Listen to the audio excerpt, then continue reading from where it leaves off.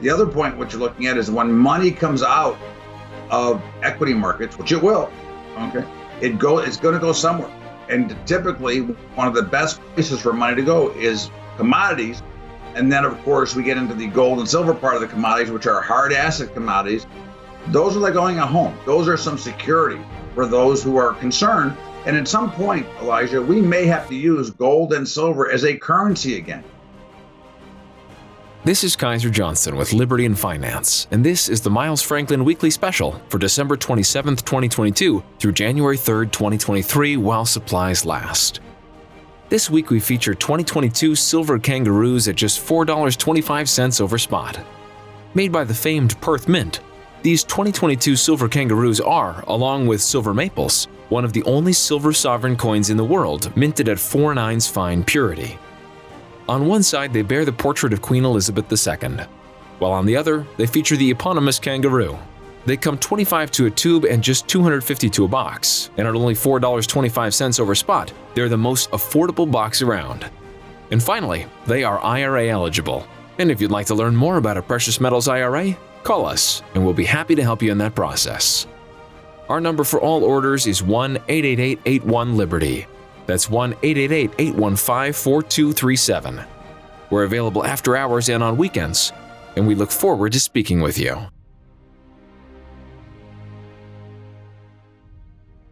Hey everyone, this is Elijah K. Johnson with Liberty and Finance. And back with us today is our good friend Todd Bubba Horwitz. Todd, thank you so much for joining us today. Elijah, great to be with you, and happy holidays and happy New Year, and I'm looking forward to the New Year's to start. Definitely, same to you. And I would like to kind of get a year-end review on the markets. If we want to start with the stock market, because I think that was probably the most surprising for a lot of people. We had been in a raging bull market for years, and now we are down on the year quite a bit, depending on the indice that you're looking at. Well, again, I thought the markets were performed pretty well based on where they should be. I mean, if you look at the overall economy, we've got some pretty big issues in this country, including a ridiculous CPI number, right? I mean, inflation is much higher than 7.1%, which was the last report on CPI. I thought that, after last year's first quarter, and we were down almost 20% across the board, that we would hit my target, which is 50 to 70% before this is all said and done, which means that I still believe that that's coming. And I think that going forward, it'll get ugly. But last year was really quiet. The markets were really in consolidation. Getting ready to make the next big move into a trend. I mean, if you go back and look at a weekly chart over the last 15 months, you're going to see that we haven't gone very far. And, bull markets eventually end. Now, we all know that over time, the markets go up 8.5% year over year. However, we have had a pretty raging bull market. And under what circumstances is the bull market? Is it the money supply that continues to get added, which really makes your dollars worth less? I always have the one comparison that I can use. When I started trading in 1980, the Dow was at 800. Okay. So now the Dow is at 35,000, whatever the number it is. So I thought the year was, did better than I thought it would, based on every factor that is out there and how our company is going to make money. The jobs are horrible no matter how they're reported, because once again, and this is not a Democrat or Republican issue or a Biden issue, it's the way we report jobs numbers. They use the wrong formula. They use U3 versus the U6. It doesn't show that we've lost 2 million jobs since May. So to me, it's a mess. And and the markets outperformed what I thought they would do once they get started.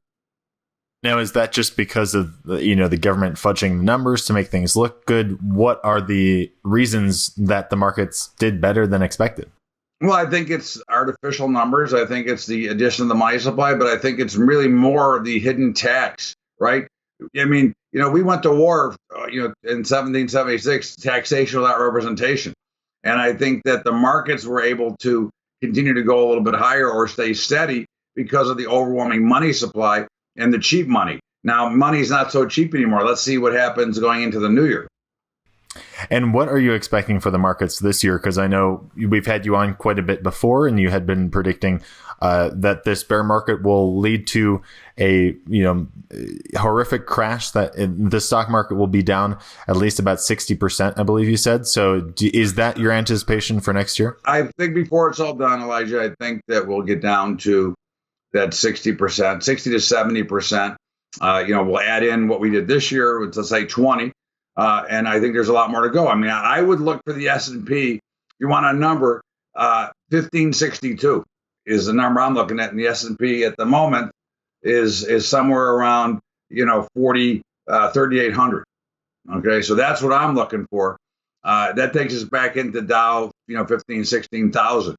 And those are the numbers I'm looking for. I don't see anything that can prevent a major meltdown, barring we don't change our energy policy. We don't stop our government spending. I mean, if you look at the omnibus spending bill that just came out at $1.8 trillion, I mean, it's almost laughable. Like there's a never-ending supply of money as they continue to destroy the middle class and small business. And remember one thing: without a middle class, no society thrives.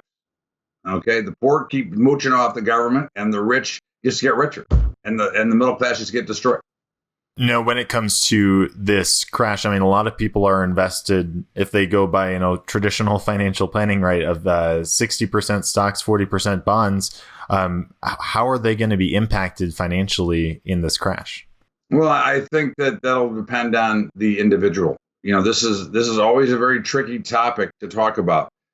If you believe in America, and I hope you do, then you're gonna know that no matter what happens, no matter how bad this administration screws things up, we're going to have an election in 2 years again and have a chance to correct it. We should continue to grow unless there's too much destruction done. Now, if you're over leveraged or over invested and you're going to get nervous with every downtick, then you're probably better off being in CDs right now because of the inverted yield curve. I mean, you can get 3-month money right now for about 4.5%. So, but if you're a believer and you believe in the true statistics of the market, which is 8.5% gains year over year, and you just take the rule of 72, it doubles in under 9 years. That's what you have to look at, and that's when you invest. It has to be money that is not going to be needed to pay the mortgage, the car payment, or for an emergency. So, still for the long term, you're saying that stocks are a good idea at the moment? Well, listen. I'm 100% invested in my retirement accounts. I hedge, okay, and I use derivatives to hedge my portfolio, and I continue to buy. However, I can afford it, and I'm not going to lose any sleep if the market goes down 60% next year. In fact, I'll probably have a party because my hedge will have bought me a lot more shares, and it'll just make my position bigger over time. But again, you have to have that type of attitude that you cannot worry about what happens today or tomorrow, because the market is a marathon, not a sprint. Now, when it comes to what the Fed is doing, they've reduced the rate at which they're increasing, and it's expected that they're going to continue to reduce that. What do you see them doing in the next year? And it seems like with them raising interest rates, it has had a negative effect on the market. So how is the Fed's policy going to impact the markets this coming year? Well, first of all, I don't believe that the Fed is going to stop raising rates. I think that the 10-year notes are going to get up to 6%. Okay, right now we're close to 4. Okay, just under. We were over 4 for a while. The Fed is not going to stop raising. No Federal Reserve in history has ever hiked rates into a recession. Of course, when you change the rules of what a recession is, well, maybe we're not in a recession. But I think that everybody needs to recognize in their own bank balance, right? If you're spending more money, are we in a recession or not? It's not something for an economist to define, to tell you what you are. You know how your personal wealth is doing. And the Fed is going to continue to push these rates higher because they're trying to get to, digital currencies. They're trying to create some of this havoc in the guise of we're trying to slow down the pace of inflation. You cannot slow down inflation by printing more new money. That doesn't work that way. You cannot borrow your way out of debt. It seems like inflation is the only path forward. Your perspective on that? Well, I mean, the inflation that we see today is garbage inflation. The inflation we see today is man-made. It's not made by demand for product. It's made because the government overspent, right? We don't have a debt problem. We have a spending problem. And of course, you saw the omnibus bill for $1.8 trillion. I mean, isn't that stupid, right? So we're going to give more money to Ukraine. We're going to give more money all over the world instead of taking care of the problems in this country and rebuilding the United States of America. They want to go to this green energy deal, which is a bunch of garbage.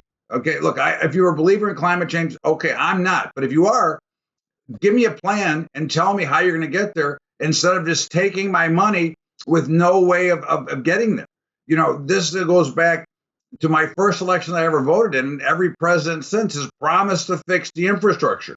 The infrastructure cannot handle what they're trying to tell us that they're going to do anyways. In the meantime, they can continue to tax us more money and take more out of our spending money and out of our pocket for garbage.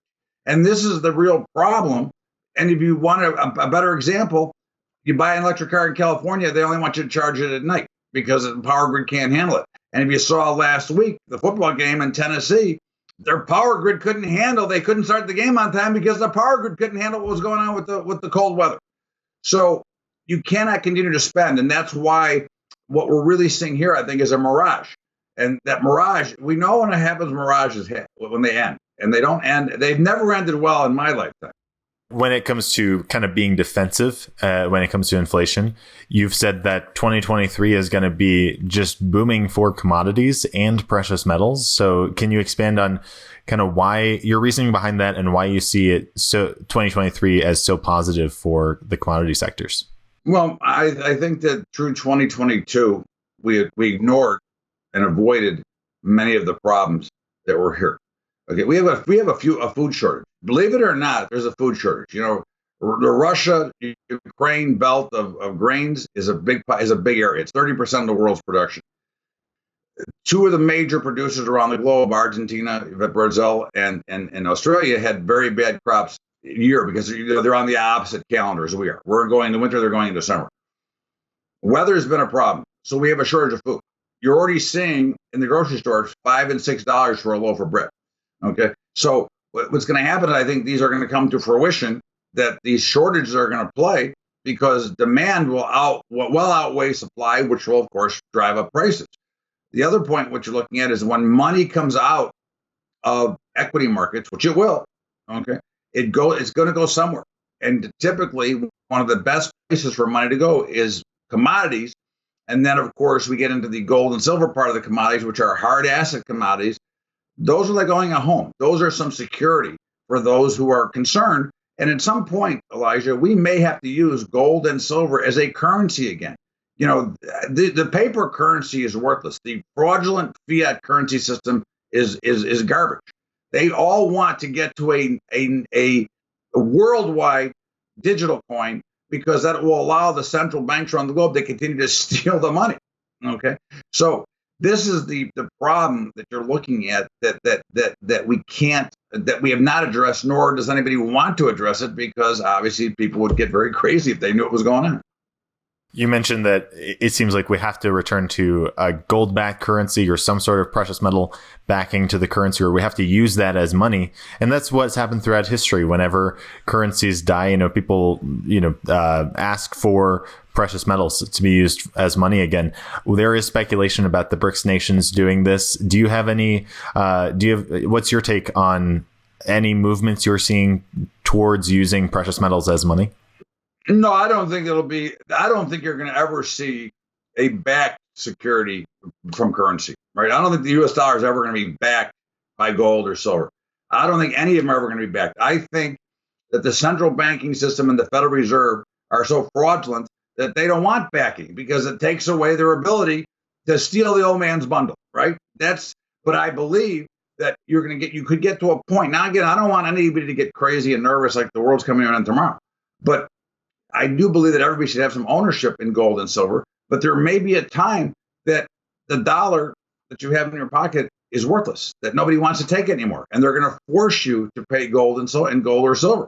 You remember, a hard-ass commodity that you can touch, feel, and look at is a lot better than a piece of paper that says a Federal Reserve note or whatever it says around the rest of the globe. And I know a lot of clients ask me this question, like, what will it look like if dollars are worthless and you have to use precious metals as money? We've talked about this a little bit before, that, junk silver is a great way. The 90% constitutional coinage from before 1965 is a great way to have small denominations of silver that you might be able to barter with in the future. But do you have any thought of what that kind of system might look like and how people can prepare for that? I really don't think you can prepare for it unless you're just a gold and silver buyer as you go along, right? I believe that, anywhere from 5 to 10% of your net worth should be invested in precious metals. And, unfortunately, markets don't make an announcement of when the things are going to fall. And that's the big problem, right? It's like trying to time the overall market. When do we collapse? I don't know. Okay, when is it going to be gold and silver? If it is, I don't know. But you can see the handwriting on the wall. And when paper script becomes worthless, and it's becoming worth less and less every day, right? Because just look at your inflation bill. Again, there's so many tying factors here together that we have to be prepared for what might happen. And the good news about holding gold and silver is if what I say doesn't happen, you're holding assets that have appreciated over time anyway. So you're holding an appreciating asset that, maybe it's based on dollars, but again, it's still an appreciated asset that you may someday need to actually eat. And that's the one thing that I would be concerned about. And at the top of the interview, you mentioned how you hedge yourself as well against risk. Can you expand on more ways besides just holding precious metals that people can hedge against these risks? Precious metals are not a hedge. Again, let's be clear where I come from. Precious metals aren't a hedge. I own precious metals because I think they have value. It's like I own a home because I think it has value. I think hard assets have value. When I'm hedging, I also hedge my gold. I use derivatives on those products. Okay. My current stock portfolio, let's say, I hold Apple. Well, I can hedge using derivatives against Apple and take my risk down from whatever it is to 2 or 3%. Okay. And still benefit if the market does go down because I'm going to accumulate more shares by using the derivatives model. I actually teach a class in that, which is what I do. But that's where I'm using. I'm using derivatives to protect. And almost today, in today's world, everything that I can own that I can use options directly to that security, that's what I buy today. Now, because I have a business, I have to have a lot of mutual funds as well. I can beta weight and use the representing underlying securities that represent that same mutual fund that most have to use if they're using their own 401k in a business. But you can take your risk down from X because nobody knows what X is. But I can put you in and say you can put your risk at 3, 4, 5%, and that's it. And certainly 99% of the population can live with 3, 4, 5% risk if the world does come to an end. And I think that's so interesting the way that you do that because, our whole channel is about being aware and prepared. And we don't really know what's going to happen in the future, but you're mentioning ways that we can really prepare for that and reduce our risk. If we look at kind of to wrap up and circle back here to 2023, this new year, did you want to remind our viewers some of the main risks that you're seeing and ways that people can protect themselves? Well, I think energy risk is a big thing, right? I mean, crude oil is back down around $80. I think it's going to all-time new highs again.